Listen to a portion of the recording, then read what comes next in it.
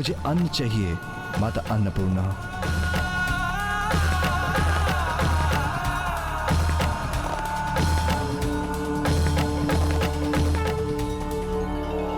नित्यानंद करी वरा भय करी सौंदर्य रत्ना करी निर्धूताखिल घोर पावन करी प्रत्यक्ष माहेश्वरी प्राणे या चल वंश पावन करी काशीपुराधीश्वरी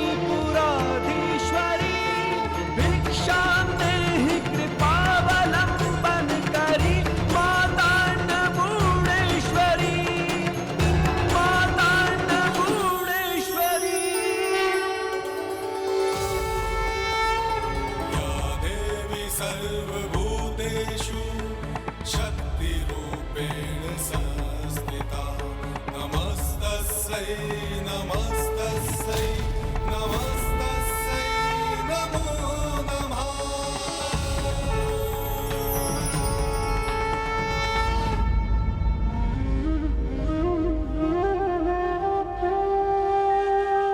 देवी अन्नपूर्णा, मैं आपसे भोजन की भिक्षा मांगता हूँ।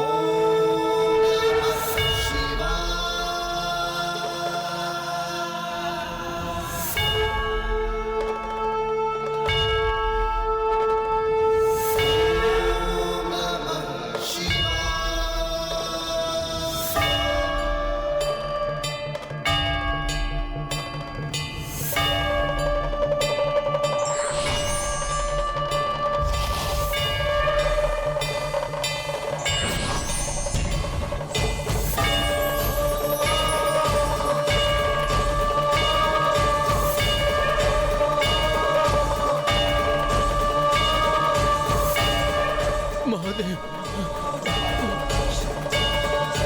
महादेव महादेव महादेव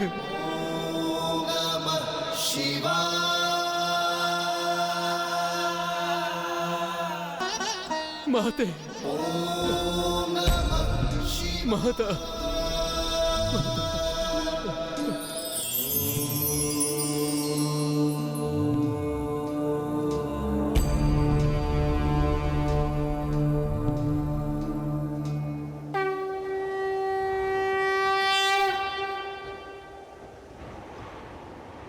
देवी अन्नपूर्णा, आप करुणा और उदारता का भाव रखने वालों की सहायक होती हैं।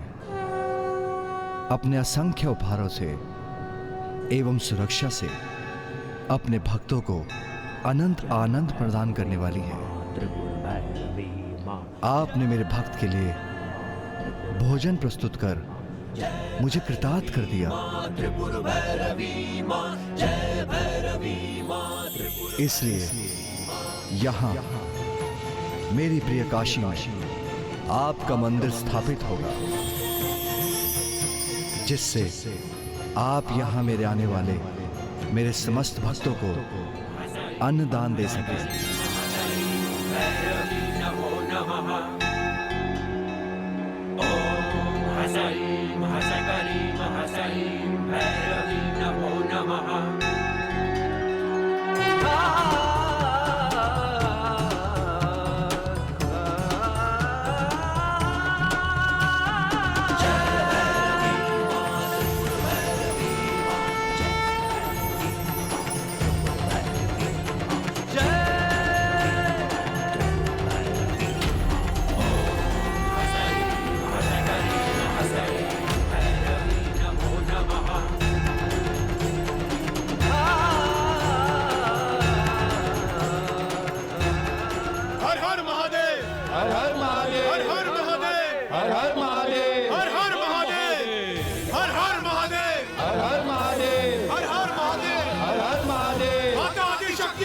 माता आदि शक्ति की माता आदि शक्ति की माता आदि शक्ति की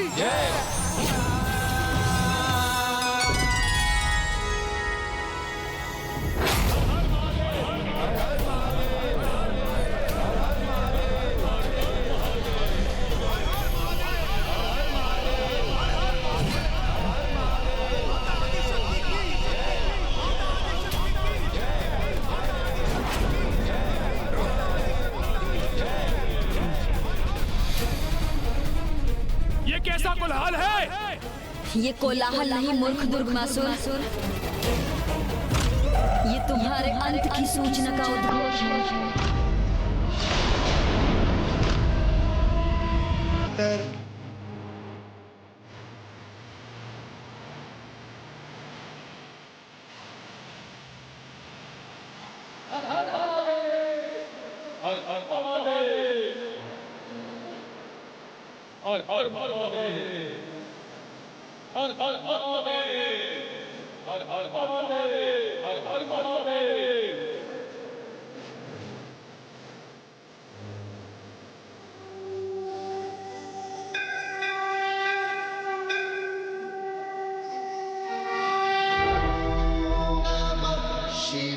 पुत्र गणेश, तुम्हारे और पुत्र कार्तिकी के अथक प्रयासों से ही पुनः काशी इतनी जीवित और सुखमय हो सकी है, और तुम्हारे कारण ही मैं अपनी प्रिय काशी में लौट सका हूं। पिताश्री, इसका संपूर्ण श्रेय तो गणेश को ही जाता है, जिसने निराशा के क्षणों में भी भक्ति की शक्ति में अपने दृढ़ विश्वास से हमारे मन में आशा जागृत कर हमें भी निरंतर अपने लक्ष्य की प्राप्ति के लिए आगे बढ़ने पर प्रेरित किया। पुत्र गणेश, जो तुमने किया उसके लिए मैं तुम्हारा धन्यवाद कैसे करूं? काशी से मैं कितना दूर हो गया था। अपनी प्रिय काशी में प्रवेश के सुख से वंचित था मैं, और मेरे यहां लौटने का कोई मार्ग नहीं दिख रहा था। और यहां महेश्वरी मेरी प्रतीक्षा में जड़वत होकर स्थित थी।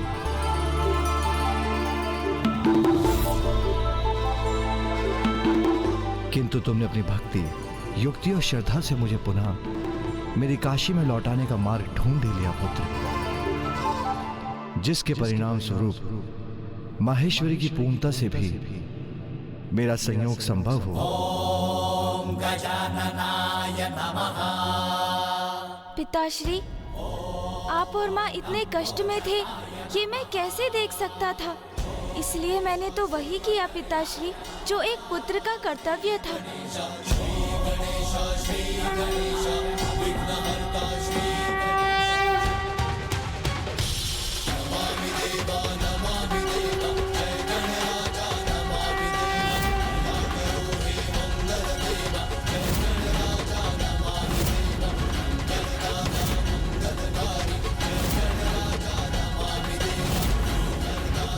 पिताश्री,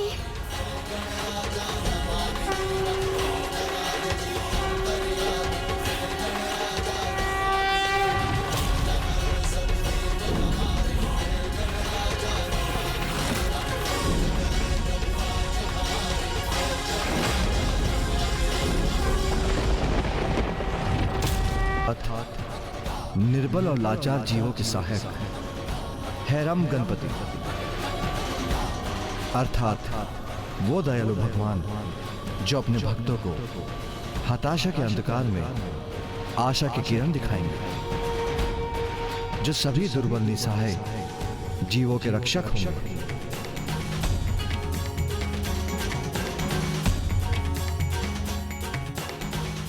पुत्र गणेश, महाराज राजा दिवोदास से काशी को मुक्त करवाने के प्रसंग के उपरांत धन्यवाद स्वरूप इसीलिए मैंने तुम्हें अपने अंक से लगाया था, और अब मैं घोषणा करता हूं कि तुम्हारे इस रूप में तुम्हारा एक भव्य मंदिर स्थापित होगा। पुत्र, मेरे और महेश्वरी के विलग होने से संसार पे संकट छाया हुआ था, किंतु तुम अपनी भक्ति में अडिग रहे महाराज दिवोदास का मार्गदर्शन कर तुमने उनका कल्याण किया, काशी का कल्याण किया, अपनी मां और स्वयं मेरा भी कल्याण किया, मेरे भक्त ऋषि जगेश्वर का कल्याण किया। इसलिए एक प्रकार से तुमने संपूर्ण संसार का ही कल्याण किया। ये तो मात्र मेरा एक दायित्व था। तुमने अपना दायित्व भली भांति निभाया पुत्र। तुमने न केवल अपने परिवार का भला किया, अपितु तुमने मेरे भक्तों की भी रक्षा की। जगत कल्याण को सर्वोपरि रख तुमने संसार को सर्वनाश से सुरक्षित किया। तुमने सभी की सुरक्षा सुनिश्चित की, और यही होगा तुम्हारे हैरम स्वरूप का महत्व पुत्र।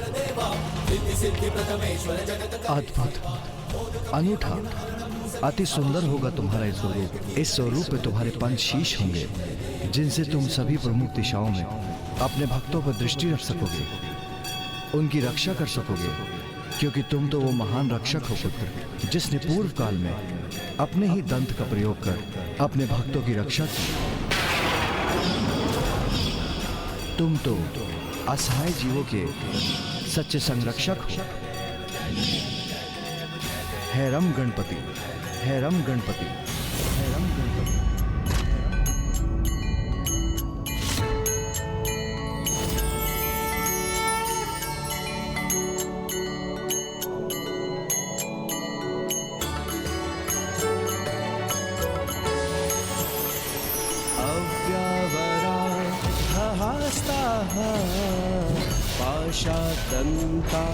पाशातन्ताकर्षमला श्रुनिपरशु दधानो मुधागरा मुधातं च फलमाधिगथा सिंहाः पञ्चामातङ्ग भक्तारो गणपतिरधिकाराः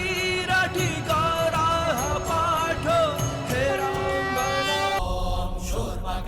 यहाँ काशी में महादेव के पुनः प्रवेश, माता आदिशक्ति और महादेव के संयोग के साथ प्रथम पूज्य गणेश जी के भव्य हेरम्ब रूप के दर्शन प्राप्त कर आप सभी धन्य हो।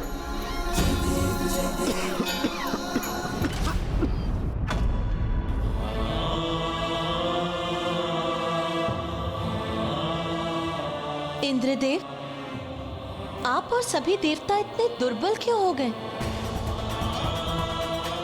क्या कारण है इसका? दुर्गमासुर।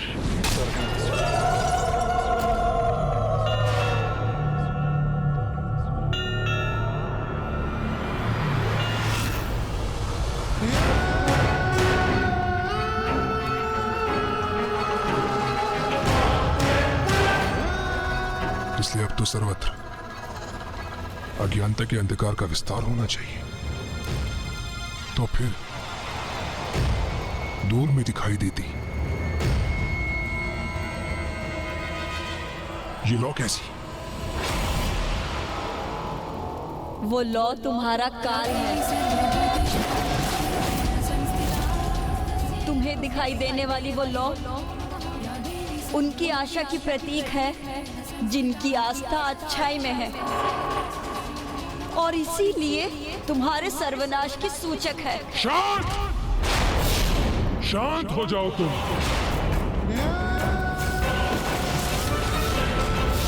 मुझे स्पष्ट बताओ कि ये लौ कहां से उत्पन्न हो रही है?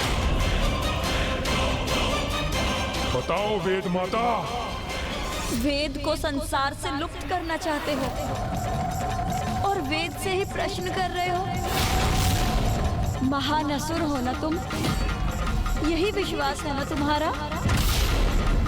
तो जाओ और जाकर ज्ञात करो कि क्या है वो लौ। मैं अपने प्राण त्याग दूंगी, किंतु तुम्हारे प्रश्नों का उत्तर कदापि नहीं दूंगी। तो मुझे कम आंकने की भूल मत करना, क्योंकि मैं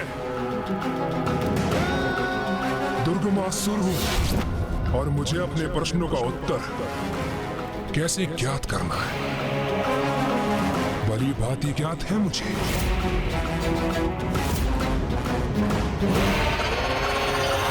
माँ, आप बिना अपनी पलकें झपकाए पिताश्री की प्रतीक्षा में व्याकुल अवस्था में थे। कदाचित इसलिए आपको ये ज्ञात नहीं माँ कि इस अंतराल में दुर्गमासुर ने कितना आतंक उत्पन्न किया है। माँ, दुर्गमासुर ब्रह्मलोक से वेद माता का अपहरण कर उन्हें अपने साथ ले गया है।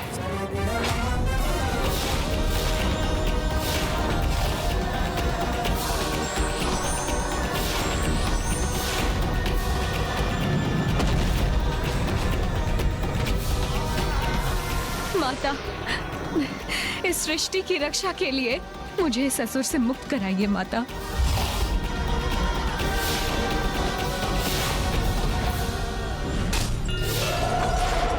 वेद की देवी का हरण कर लिया दुर्गमासुर ने। स्वामी, इतना कुछ घटित हो गया, तो फिर उस दुष्ट दुर्गमासुर का वध क्यों नहीं किया आपने? मेरे प्रिय भक्त को यातना पहुंचाने का दुस्साहस कैसे किया उसने? महादेवी दुर्गमासुर का वध करने में अक्षम है देवी।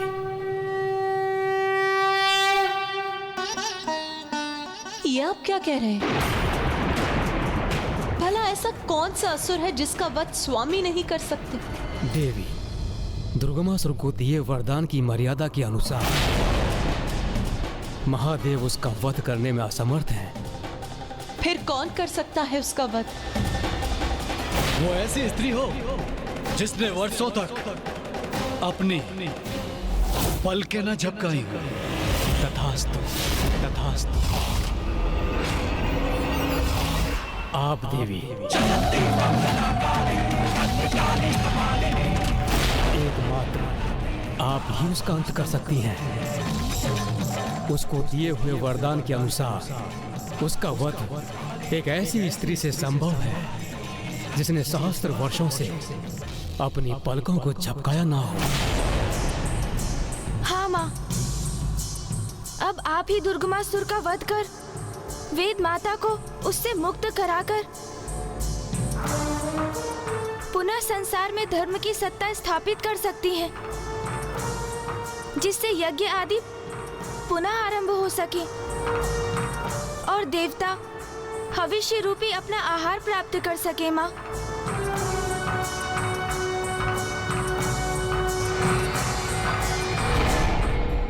महेश्वरी, दुर्गमासुर के वध के लिए आपको विंध्याचल पर्वत पर जाकर अपनी संपूर्णता को उजागर करने हेतु तपस्या करनी होगी। स्वामी, अभी तो हमने इतनी दीर्घ अवधि तक इतना कष्टप्रद वियोग सहा है। अब जब हम एक साथ हुए भी तो हमें पुनः विलग होना होगा। ये हमारी कैसी नियति है स्वामी? किंतु ज्ञात है मुझे कि यही जगत कल्याण के लिए आवश्यक है